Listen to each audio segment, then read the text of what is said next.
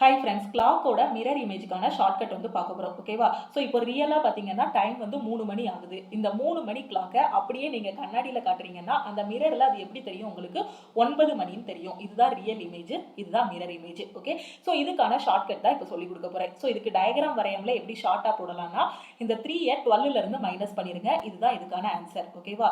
So 3யை 12லேருந்து minus பண்ணீங்க அப்படின்னா என்ன வரும்? 9 o'clock. மிரர் இமேஜ் கிடைச்சிருதா? அதே மாதிரி 9:17 மிரரில் பார்த்தீங்க அப்படின்னா எப்படி தெரியும்?